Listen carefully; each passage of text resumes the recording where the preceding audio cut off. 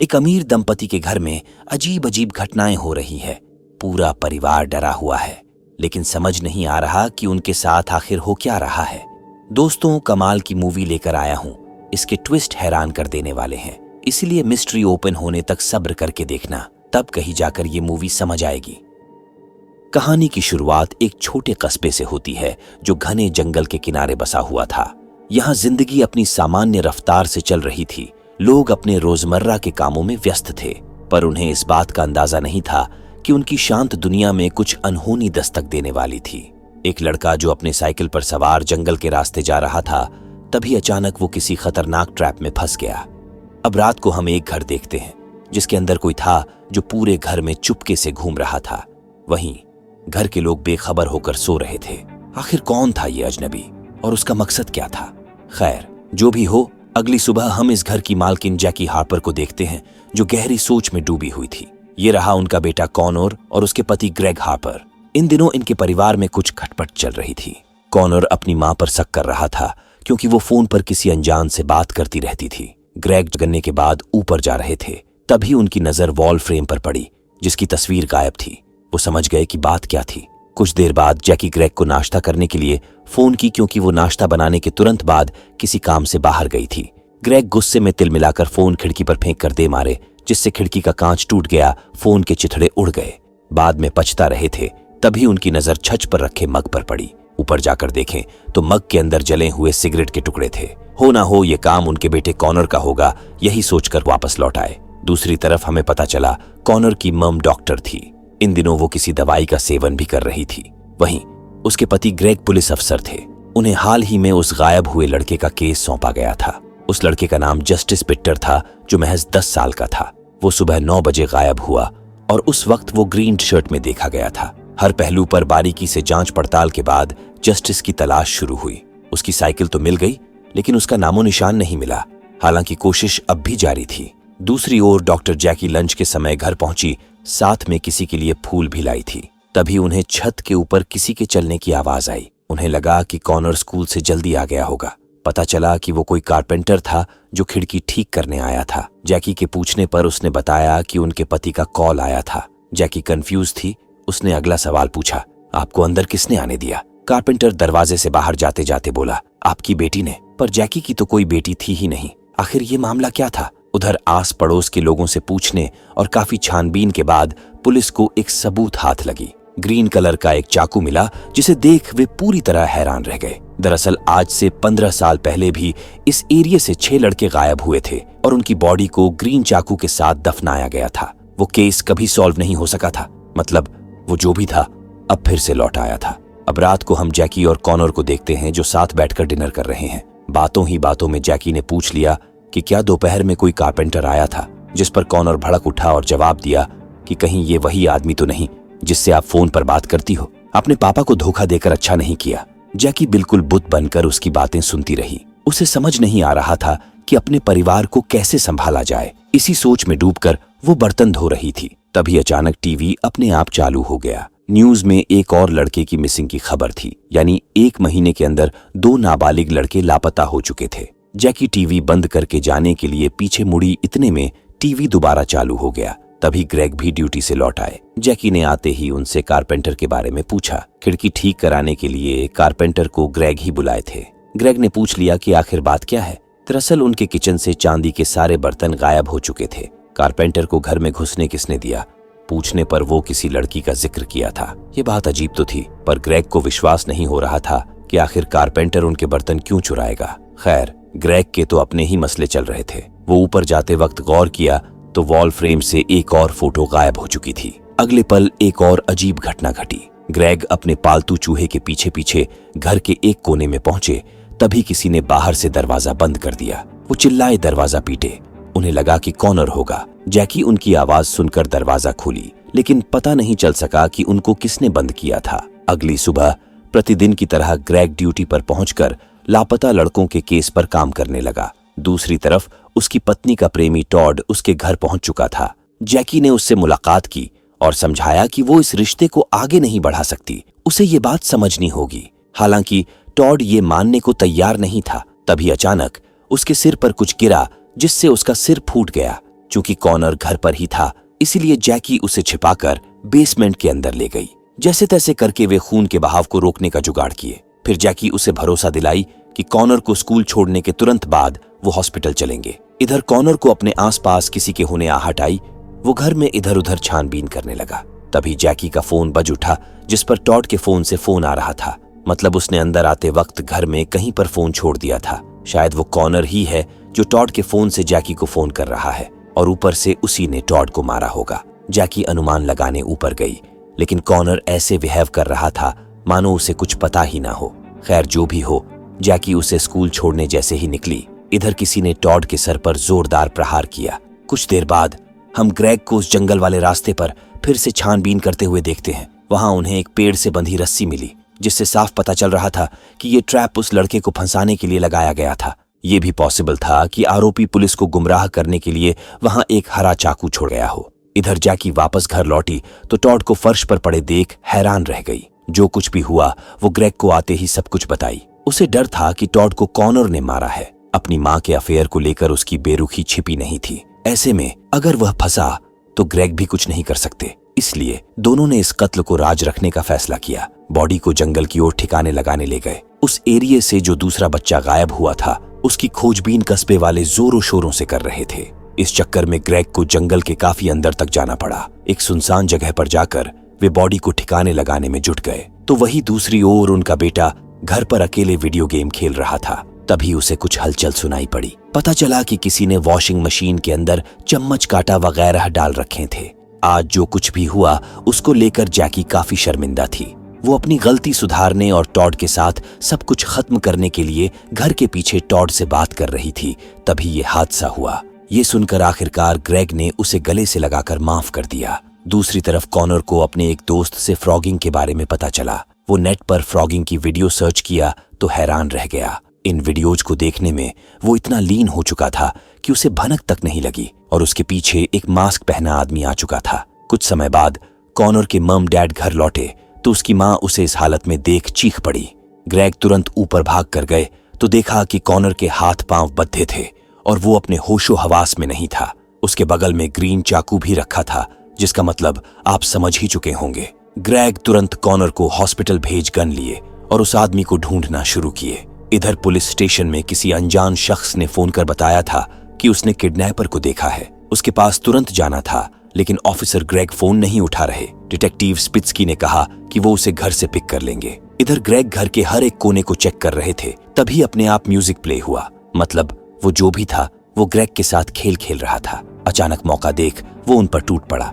यहाँ से कहानी एक हफ्ते पीछे जाती है। ग्रेग के घर के बाहर हम एक लड़की को देखते हैं जो ग्रेग पर ही नजर बनाए हुए थी। जैसे ही वो घर से कार लेकर ड्यूटी के लिए निकले, शटर गिरने से पहले वो लड़की भागकर घर के अंदर घुस गई। उसके साथ एक लड़का भी था जो उसकी वीडियो बना रहा था। अंदर की रईसी देख दोनों दंग रह गए। मतलब पैसा हो तो क्या कुछ नहीं हो सकता। घर के अंदर लग्जरी आइटम्स के भरमार लगे थे। ऊपर जाकर उन्हें एक गेस्ट रूम मिला जहां छिपने के लिए एक अच्छी जगह थी। यहाँ लड़की कैमरे के सामने खुलासा करती है कि वो फ्रॉगिंग पर डॉक्यूमेंट्री बनाने आई है। जिन लोगों को इस बारे में नहीं पता उन्हें बता दें कि फ्रॉगिंग एक ट्रेंड है जिसमें लोग चोरी छिपे किसी और के घर में रहते हैं बिना उनकी जानकारी के। इस लड़की का नाम था मिंडी और उसके साथ वाले लड़के का एलेक। एलेक का ये पहली बार था जबकि मिंडी फ्रॉगिंग की एक्सपर्ट थी। इसके बाद वे बेडरूम के बगल में जो छिपने लायक कमरा था वहां पर जाकर सो गए। मिंडी तकरीबन रात के 2 बजे सोकर उठी। मतलब इस दरमियान घर के लोग आ गए होंगे। तो वही एलेक छिपने के बजाय छप्पर पर जाकर सिगरेट पी रहा था। मिंडी तुरंत उसके करीब गई और फुसफुसाते हुए कहा कि तुम मनमर्जी बाहर नहीं निकल सकते, अगर पकड़े गए तो प्रॉब्लम हो जाएगी। एलेक ने जवाब दिया कि बोर हो रहा था, इसलिए बोरियत मिटाने के लिए टाइम पास कर रहा था। इसके बाद वे वापस आकर सो गए। लेकिन एलेक के तो कुछ और ही विचार थे। वो चुपके से कैमरा चालू किया और पूरे घर में घूमना शुरू किया। जैसा कि हमने शुरुआत में देखा था, वो एलेक ही था जिसने वॉल फ्रेम से फोटोज निकाले। वे दोनों बैठकर बातचीत कर ही रहे थे, तभी खिड़की टूटने की आवाज आई। वे समझने की कोशिश कर ही रहे थे, तभी किसी के आने की आवाज सुन छिप गए। वो ग्रेग थे जिनको छत पर से सिगरेट मिले थे। दोपहर में जब घर पर कोई नहीं था तो एलेक फोटो निकालने में लगा था, तो वही दूसरी तरफ मिंडी बेसमेंट में जा पहुंची थी ताकि छिपने के लिए और जगह ढूंढ सके। वहीं एलेक उनको परेशान करने के लिए अलग अलग तरीके अपना रहा था। एक ऐप डाउनलोड किया था जिससे वो टीवी को कंट्रोल कर सकता था। इतने में खिड़की ठीक करने वाला घर पर दस्तक दिया। मिंडी ठीक उसके सामने ही थी, छिप भी नहीं सकती थी, इसलिए उसने कारपेंटर को अंदर बुला लिया। इधर एलेक को बाथरूम के अंदर नींद की गोलियां मिली, जिसमें से एक गोली उसने मिंडी के पानी बोतल में मिला दिया। तब तक जैकी आधम की, जिसके चलते उन्हें छिपना पड़ा। यहीं पर उन्हें उस दूसरे लड़के की न्यूज मिली जो इसी कस्बे का था। बातों बातों में एलेक उसे पानी का बोतल पकड़ाया, जिसे पीकर वो चैन की नींद सो गई। फिर एलेक खुराफात शुरू किया। यहीं से बैठे बैठे टीवी चालू बंद करना शुरू किया। उधर ग्रेग फोटो गैलरी को देख अलग ही परेशान थे। एलेक ने ही उनके पालतू चूहे को बाहर निकाला और ग्रेग को कमरे के अंदर बंद किया था, और फिर जैकी के आने से पहले बेड के नीचे छिप गया था। उसकी शरारत यही तक नहीं थमी, बल्कि अब वो रातों को उनके चादर भी खींचना शुरू कर चुका था। फिर वो किया जिस पर यकीन करना मुश्किल था। अगली सुबह छत पर बैठकर वो टाइम पास कर रहा था, तभी गलती से मग उसके हाथों छुटकर टॉड के सर पर जा लगा। मिंडी डर के मारे बिलबिला उठी और कहने लगी, हमें यहाँ से जाना होगा, हम उनसे पंगा नहीं ले सकते, खामखा वो पुलिस बुलाएंगे। लेकिन एलेक को इन सब में मजा आने लगा था। जवाब में वो कहता है कि तुम जाना चाहो तो जा सकती हो। मिंडी को उसे यहाँ लाना ही सबसे बड़ी गलती थी। तभी किसी के आने की हलचल सुन वे छिप गए। वो कॉनर था जो शायद इनकी हलचल सुन चुका था। अब इस घर से निकलने में ही समझदारी थी। एलेक उसकी बात मान तो गया, पर उनका बैग बेसमेंट के अंदर था। एलेक ने टॉड का फोन गिरते हुए देखा था, जिससे वे उनका ध्यान भटका सकते थे। मतलब वो एलेक ही था जिसने टॉड के फोन से जैकी को कॉल किया था। जैकी जैसे ही कॉनर को स्कूल छोड़ने गई, इन्हें बेसमेंट के अंदर घुसने का मौका मिल गया, पर वे इस बात से अनजान थे कि बेसमेंट में भी कोई हो सकता था। मिंडी दबे पांव वहीं पर कोने में छिप गई। तभी किसी ने टॉड को मार डाला। भाई साहब, वो कोई और नहीं बल्कि ग्रेग था, जो उसे अपने पत्नी के साथ अफेयर रखने के चलते मार डाला। फिर वो मर्डर वाले वेपन को एक बैग में रखकर कार के अंदर छिपा दिया, क्योंकि बाहर डिटेक्टिव स्पिट्सकी उसके लौटने का इंतजार कर रहे थे। मतलब ग्रेग घर पर फाइल लेने आया था, जिसे लेकर वो उस जगह पर गया जहां से जस्टिस बिट्टर गायब हुआ था, जैसा कि हम पहले देख चुके हैं। इधर मिंडी बिल्कुल हताश थी। इससे पहले कि वो बैग लेकर निकलती, उधर से जैकी आ धमकी। फिर सारा मामले पर गौर करने के तुरंत बाद उसने ग्रेग को बुला लिया। मिंडी अभी भी वही फंसी हुई थी और एलेक के तो अलग ही मजे चल रहे थे। इतना सब कुछ होने के बावजूद भी वो अपनी शरारत से बाज नहीं आया था। उन फ्रेम से निकाले गए फोटोज को बेढंग तरीके से काट रहा था, फिर अंदर दीवार पर चिपका दिया। जब ग्रेग और जैकी बॉडी ठिकाने लगाने निकले, इस दरमियान वो कॉनर को बेहोश कर उसके हाथ पांव बांधने में लगा था। ये देख मिंडी को भी उससे डर लगने लगा था। तभी उससे दूर भागने की कोशिश में उसका सर दीवार से जा टकराया, जिसके चलते वो तुरंत बेहोश हो गई। इसके बाद एलेक कॉनर को बाथ टब में डाल ग्रीन चाकू रखा। फिर सामान समेटकर भागने के लिए मिंडी को उठाकर गाड़ी बैठाया ही था, तभी ग्रेग और जैकी बॉडी ठिकाने लगाकर लौट आए। एलेक निकल नहीं सका और घर के अंदर ही फंस गया। तभी जैकी कॉनर को देख जोर से चीखी। कॉनर को हॉस्पिटल भेजने के बाद वो गाड़ी लेकर कहीं निकल चला, जिसके अंदर मिंडी थी। ये देख कॉनर बेबाक रह गया, समझ नहीं पा रहा था कि अब क्या करे। इधर मिंडी होश में आने लगी थी। उसने अपने बचाव के लिए बैग से बैट निकालने के लिए खोला तो अंदर का नजारा देख दंग रह गई।